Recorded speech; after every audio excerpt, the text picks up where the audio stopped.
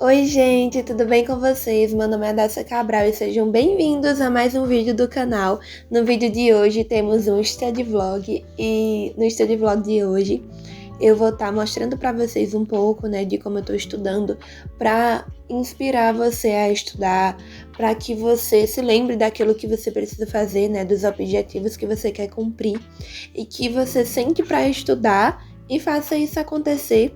E antes de realmente sentar para estudar, eu sempre planejo o meu dia, então eu pego o planner que vocês estão vendo. O que eu uso é o meu plano perfeito, eu comprei na Livraria Família Cristã. Eu tenho esse planner desde o ano passado, eu comprei ele assim, quando o ano já tinha começado, sabe? Foi depois e aí eu tô usando ele. Vocês podem ver que ele já tá, tipo assim, acabando. Eu preciso de outro, inclusive. E é interessante falar porque antes do ano passado eu nunca tinha usado o Planner antes, mas assim, foi uma maravilhosa aquisição, porque o Planner tem me ajudado muito. Esse Planner é um pouco diferente dos tradicionais, porque ele é um Planner cristão, então ele tem partes para você falar sobre a sua vida com Deus, ele tem um plano de leitura bíblica anual, que eu não fiz, inclusive eu já li a Bíblia toda, mas não foi por esse plano, foi por outro plano, e eu gosto bastante dele porque ele tem áreas da vida, né, não é só aquela parte de você colocar suas tarefas do dia, mas ele tem áreas da vida, tipo assim, objetivos que você quer ter nos seus relacionamentos, na sua vida com Deus, no seu trabalho, na organização de casa, que é ótimo pra mim, porque aqui em casa, né, eu faço as coisas, então eu gosto bastante de ter, apesar que eu nunca usei essa parte, mas eu deveria, porque parece ser muito interessante. E eu gosto bastante do planner, geralmente o que eu faço basicamente é no começo do dia, de manhã eu planejo as coisas. Devocional eu preciso fazer, arrumar a casa, responder as caixinhas de pergunta do Instagram. E à tarde, antes de começar para estudar, eu coloco estudos. E aí eu coloco as coisas de estudos que eu quero fazer. Então, nesse dia, eu estava fazendo questões. E a gente já entra em algo bem legal, que eu vou falar aqui no Study Vlog, que é uma coisa que vocês sempre me pedem, tanto no TikTok quanto no Instagram, que é como eu faço as minhas revisões. Vocês sempre me perguntam isso. E as minhas revisões são feitas basicamente por questões, então eu pego essa apostila que eu uso do Bernoulli e eu faço as questões por ela e eu também faço explicação para mim mesmo, né? Eu faço um método de explicar o conteúdo, revisar o conteúdo a partir das minhas anotações. Então, nesse dia eu não fiz isso, nesse dia eu só foquei em fazer questão, então eu não revisei dessa forma, mas são duas formas que eu reviso. Relendo as anotações de sala, explicando para mim mesma, como se eu estivesse explicando para alguém, como se fosse uma professora, só que para mim. E também por meio de questões, porque é muito bom a questão, porque se eu errar, eu sei que eu não estou sabendo tanto do conteúdo quanto eu achava que eu sabia, né? Porque se eu soubesse, eu teria acertado.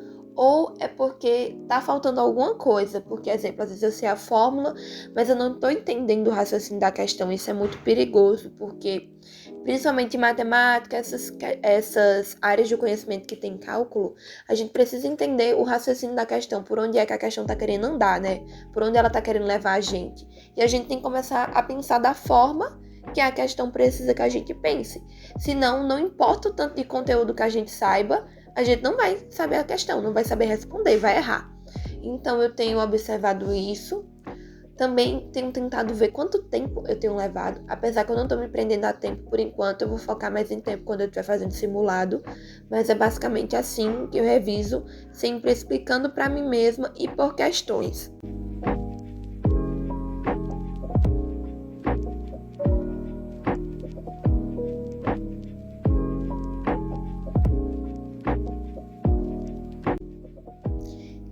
qual é a periodicidade dessas minhas revisões, né? Vocês perguntam também isso bastante, principalmente no TikTok, quando eu fiz alguns vídeos de como eu estava estudando para o Enem. O pessoal perguntou bastante, né, de como eu estudo e com quanto tempo essas revisões são feitas. Então, nesse dia, eu já tinha finalizado esse conteúdo, que era MMC e MDC. Então, eu já tinha encerrado a teoria do conteúdo. E eu já tinha feito algumas questões desse conteúdo.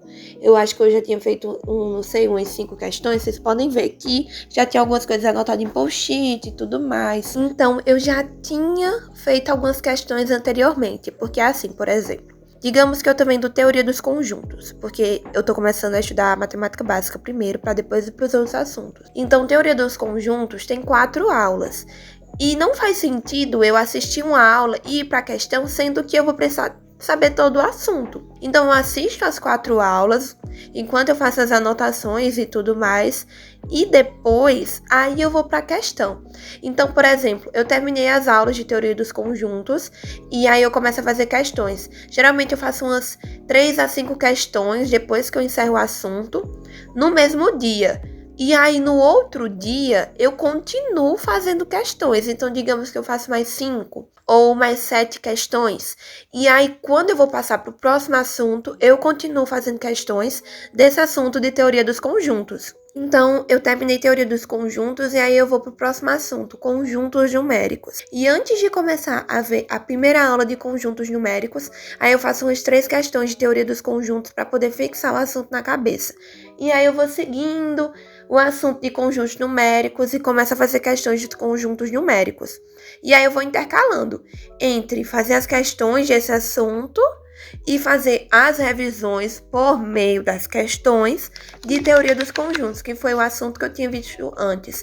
Porque assim, não faz sentido, se eu tiver dúvida, por exemplo, se eu errar uma questão de teoria dos conjuntos, será que eu preciso mesmo assistir a videoaula?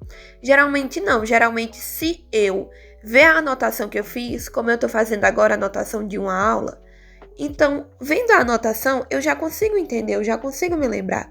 Por isso que eu gosto muito de fazer anotação durante a aula. Eu não faço resumo. Vocês perguntam isso também muito. Eu não faço resumo, tipo, nunca. Eu sempre achei, eu até já fiz uma sequência sobre isso lá no Instagram, deixei salvo no destaque. Eu achava que quando o pessoal perguntava sobre resumo, o pessoal estava perguntando sobre a anotação de sala que eu fazia, porque para mim isso era resumo. Só que depois que eu entendi que o resumo que as pessoas falam é aquele que você já tem uma anotação de sala e aí depois você vai escrever de novo um assunto que você já tem no seu caderno. Para mim isso não faz sentido, principalmente porque eu não sou uma pessoa que escreve tão rápido assim. Então, se eu for sentar para fazer um resumo, eu me conheço, eu sei que eu vou demorar muito. Então, para mim, compensa muito mais fazer uma anotação durante a aula, que eu tô fazendo 2 coisas ao mesmo tempo. No caso, é o estudo de casa, né? Online. Então, eu tenho a opção de pausar a videoaula. Mas quando é na sala do presencial, que eu faço um curso à noite bíblico, eu também faço anotação durante a aula. Então, ali o professor falando, correndo, e eu escrevendo, porque isso me ajuda a fixar o conteúdo e depois, quando eu chego em casa, eu releio aquilo que eu escrevi. Então, eu só faço isso, nada de resumo, só anotação de aula. E por meio da própria anotação de aula, aí depois eu vou revisando o assunto.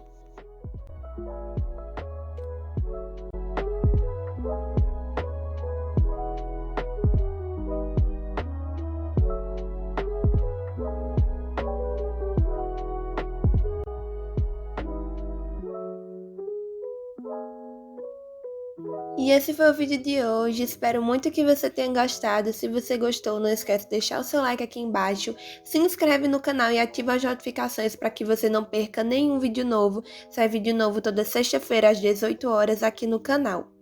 Um beijão, fica com Deus e até o próximo vídeo.